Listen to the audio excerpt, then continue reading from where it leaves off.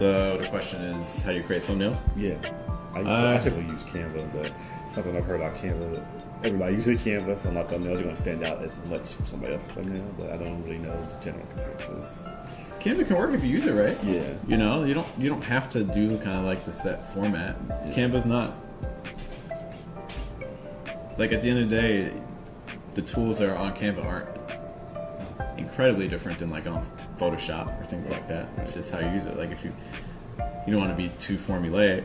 Right, yeah. You know, so if you notice, it's really hard with thumbnails because like every industry is different. You know, so depending on what you want to do with your channel, you really need to kind of do some research to see what are other people doing, and then you need to make some big decisions to be like, am I going to do the same thing or am I going to go left?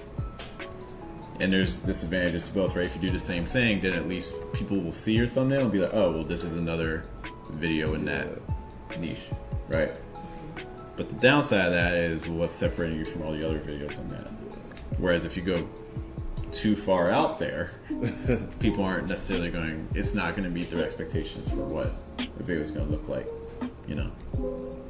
So it's trying to strike that balance, experiment a lot. But in terms of what I use, so for videos, I use a program called Movavi. For what I do, it's fine. There's other programs, like if you're really hardcore into video editing, there's Adobe has their suite.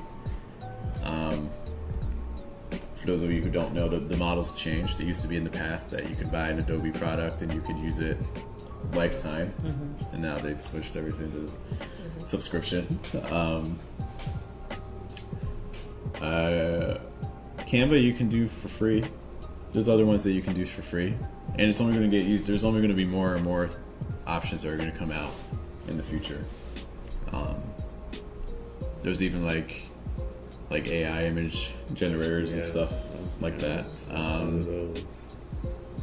The reality is, even if you're trying to avoid AI, some of the things you're using are still using AI to some degree. Like for instance, if you're making a thumbnail and you're like, okay, I want this picture of me, but I don't want that background, so let me remove the background.